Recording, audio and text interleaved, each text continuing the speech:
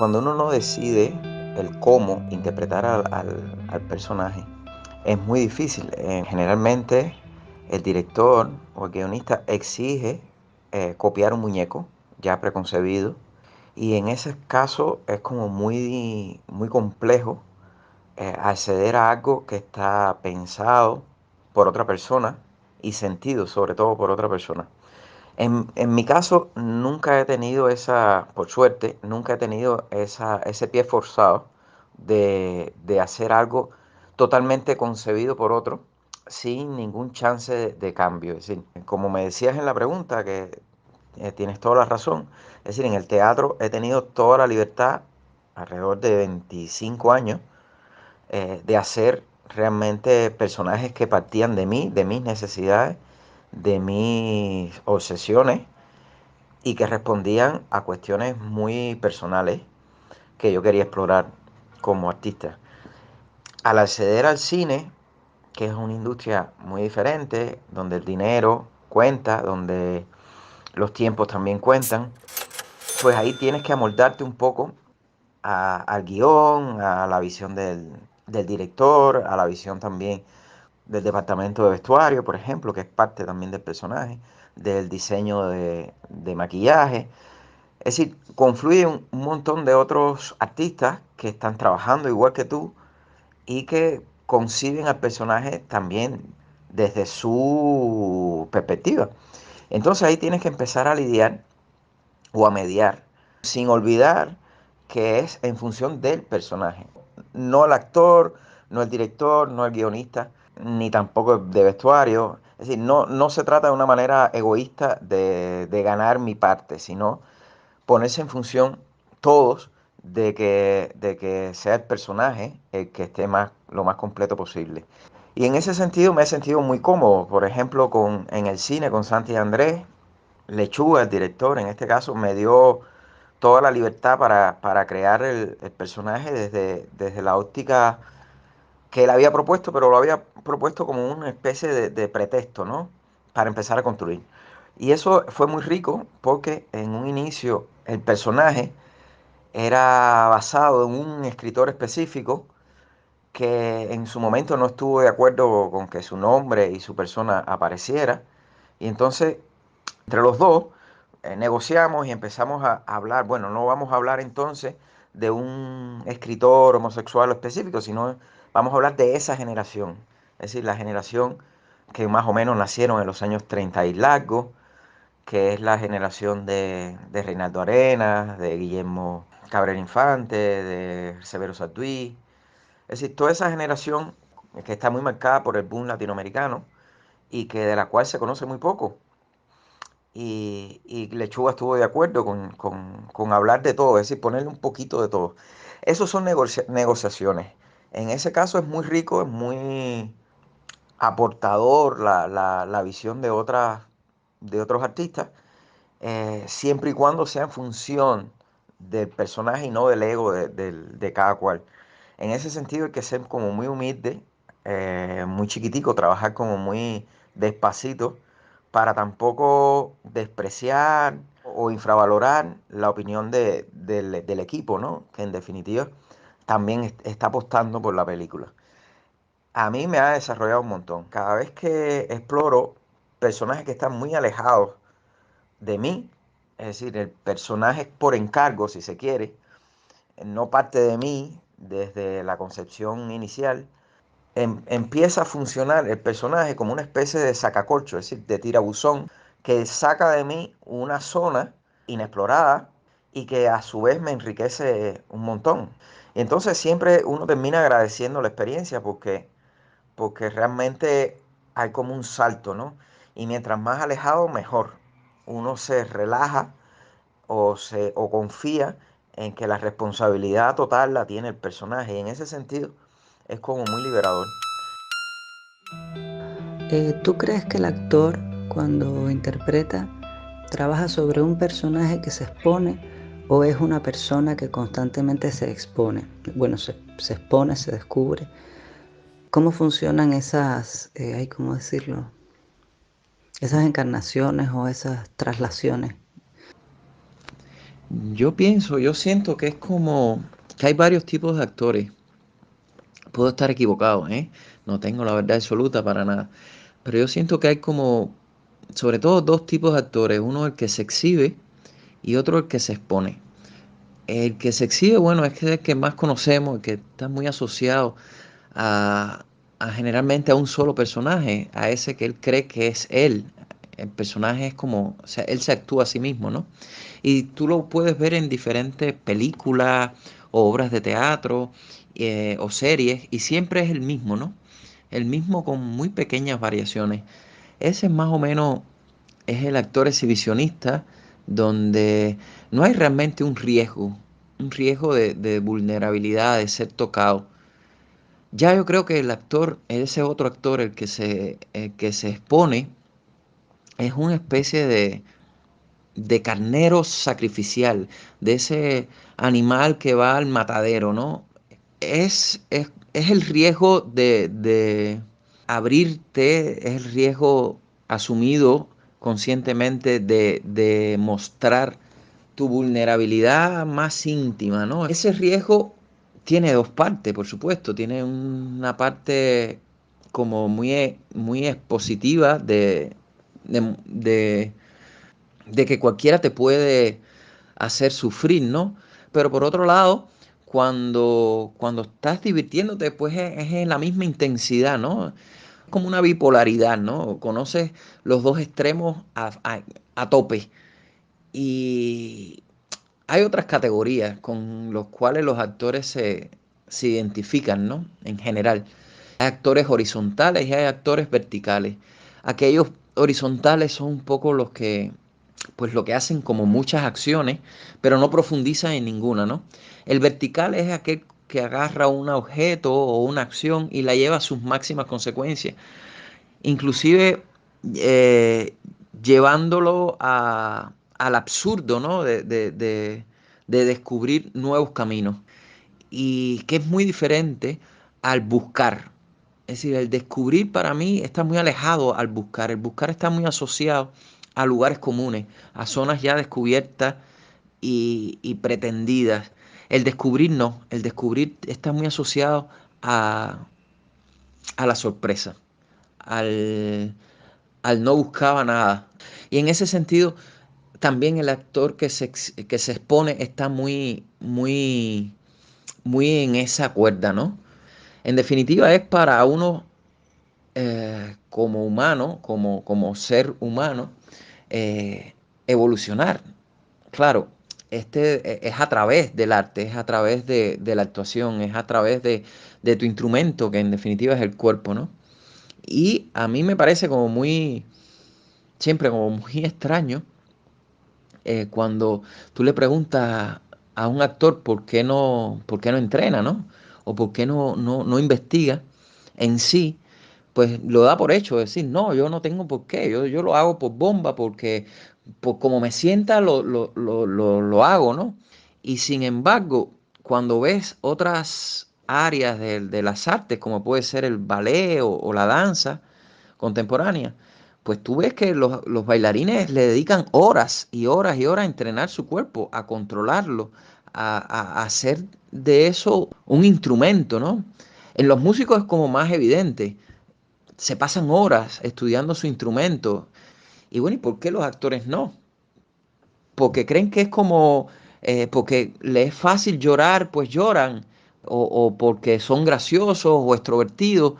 Yo creo que es un camino, explorar en este camino es una posibilidad, es un lujazo, porque puedes explorar en ti y descubrir que tú eres muchas cosas.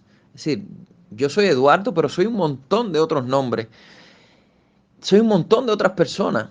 Generalmente los roles, eso cuando tú empiezas a hacer muchos personajes con diferentes nombres, con diferentes historias, con diferentes problemas, te das cuenta que son roles. Y en la vida los roles no es lo que te define, sino son las esencias, sino que son las esencias. Y las esencias, muchas veces hay personas que se mueren y no saben cuáles son sus esencias, de qué van, quién es esa persona que habitó en su cuerpo, ¿no? Y yo creo que es un lujo investigar en eso, porque tenemos esa posibilidad de investigar, de descubrir, de profundizar en zonas que el común de los mortales no lo hacen diariamente. Es decir, y se identifican además con determinadas patrones. Es decir, yo soy médico, yo soy médico cirujano, y eso es su identidad en toda la vida. Es decir, ellos, aunque ya estén retirados, se siguen definiendo como médicos cirujanos. Y es algo que el actor, como ha pasado por un médico cirujano, maestro, asesino, prostituta, es decir, ha pasado por tantas vidas, pues sabe que además de esa hay muchas otras más y que en definitiva no es ninguna, sino que son otras. Es decir, es como ir a otra zona, ¿no? Ir a una zona donde tú eres todo y a la vez eres nada. Es como muy contradictorio, ¿no? Y paradójico, pero hay algo ahí. Y no me gusta ponerle una palabra, encerrarlo en una palabra a esa zona, porque sentiría como que se me escapa, ¿no? Y es una zona donde prefiero ir constantemente, pues sin ninguna pretensión.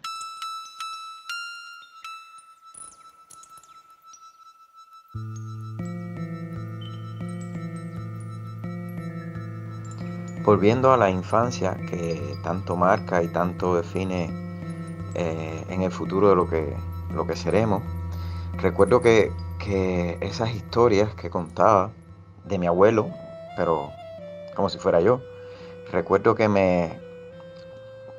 por un lado eran como muy sugestivas porque me ponía en una posición muy bonita en cuanto a yo revivía la historia junto con mis compañeritos de la escuela y ellos lo veían, es decir, había como una especie de placer en escuchar esas historias.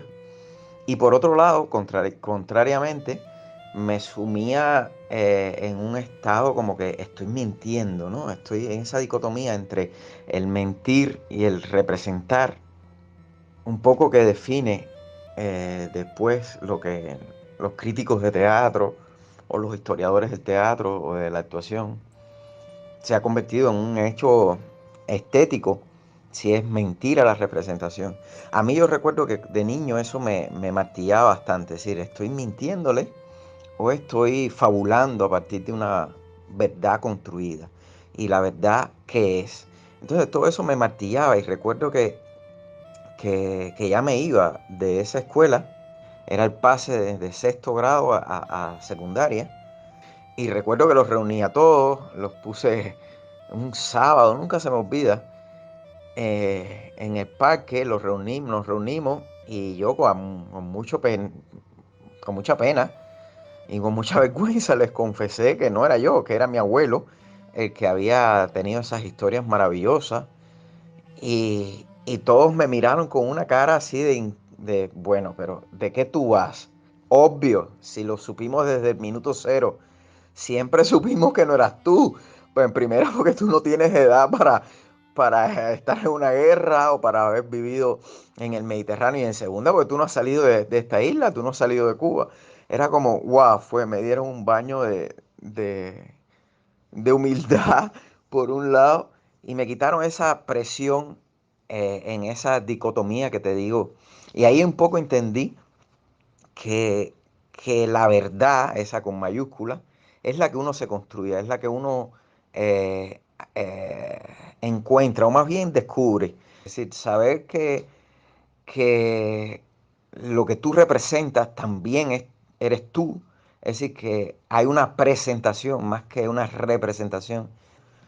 En ese sentido, es lo que me ha acompañado por el resto de mi vida laboral, eh, como actor o como intérprete. Es decir, me ha definido en el punto en que yo no represento una sensación, yo no recreo un estado, no, no, yo siento profundamente esa sensación y me regodeo en ese estado. Es decir, no hay una dicotomía a estas alturas de pensar que lo que estoy viviendo no es real. No, no, para mí es tan real como la vida misma normal. Y le pongo dos comillas bien grandes a la palabra normal porque realmente para mí no hay ninguna diferencia.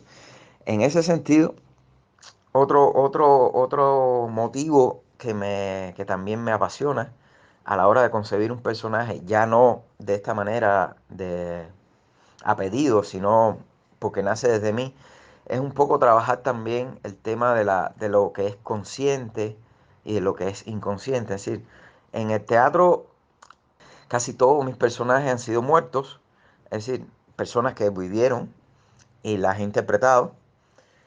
Y eso también me pone en una perspectiva con el tema de la muerte, con el tema de lo finito, esa dicotomía entre la luz y la oscuridad. Es decir, y es más o menos el mundo en que he explorado en el teatro.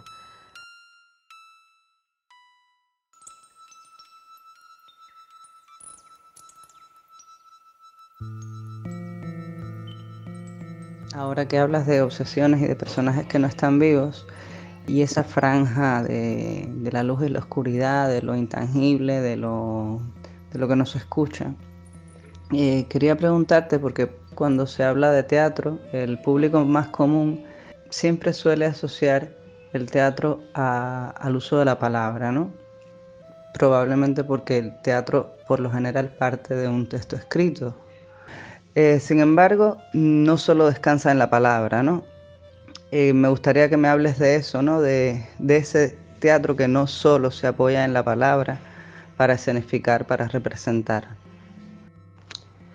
En el teatro yo creo que a nivel mundial pesa mucho el tema de la palabra y el texto. A mí en un momento me interesó mucho, por supuesto, conocer el cómo, la técnica, el buen decir, el cómo decirlo, pero en otro momento me di cuenta de que esa técnica se convertía en una especie de cárcel. Es decir, la palabra por un lado define la idea, el concepto, pero por otro lado encierra.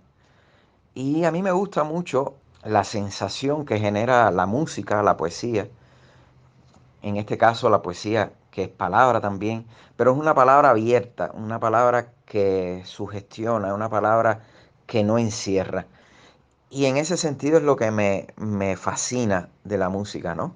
Cómo te puede transportar en tiempo y en espacio a determinadas imágenes o sensaciones que uno no está cotidianamente dispuesto a percibirlas, ¿no? En ese sentido he tratado de llevar esa metáfora al teatro o la actuación, ¿no? Es decir, mi teatro está pensado o concebido para una lectura perceptual, es decir, no tanto intelectual o psicológica, está más definida a que tú recibas el mensaje, si es que hay tal mensaje, a través de los sentidos más que a través del intelecto.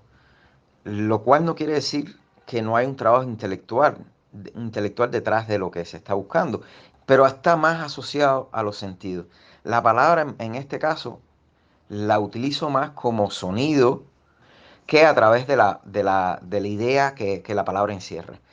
En ese sentido, hemos desarrollado por casi 28 años una técnica específica para abrir ese tipo o acceder a ese tipo de excarcelación de la palabra. La palabra empieza a recuperar su verdadero sentido, que puede ser el sentido convocatorio, el sentido ritualista, y a mí se me hace como mucho más interesante, ¿es la palabra? No, un poco más viva la palabra. Lo he tratado de llevar al cine, a pesar de que en el cine los tiempos son otros, y me ha funcionado, es decir, de una manera un poco más naturalista, pero me ha funcionado, es decir, desacralizar la palabra como entidad, es decir, que rige todo el texto y darle un poco más de preponderancia o protagonismo a los suspiros, a las respiraciones entrecortadas, que también son palabras, a las intervenciones. Es decir, poblar un poco el texto dramático que generalmente encierra tanto y va a lugares comunes, poblarlo un poco de este mundo más sonoro, más sensorial, y en ese sentido he aprendido que es más liberador. Me recordó a Levi Strauss y el postestructuralismo y eso, lo que dices de la palabra. Ese vaciado semántico a la palabra, ¿cómo recibe eso normalmente el público? El público, en este caso, cuando uno accede a estas zonas de la percepción, pues es arrastrado. Es decir, el público no puede más que o defenderse o dejarse arrastrar. Una de las dos. Y también es una pulsación. Es decir, es un pulso entre el actor y el público. Muchas veces termina el público perdiendo. Es conducido, queriéndolo o no, hacia determinadas zonas de su percepción a, a sentir determinados estímulos.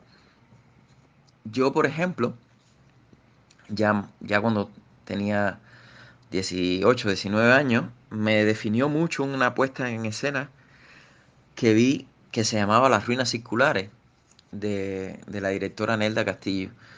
En aquel momento, eh, yo no entendía, pero para nada, lo que estaba viendo. Es decir, mi intelecto más bien fungía como obstáculo para entender lo que la propuesta teatral me estaba exigiendo. Realmente confieso que tuve que verla alrededor de 9 veces para empezar a entender por otros caminos.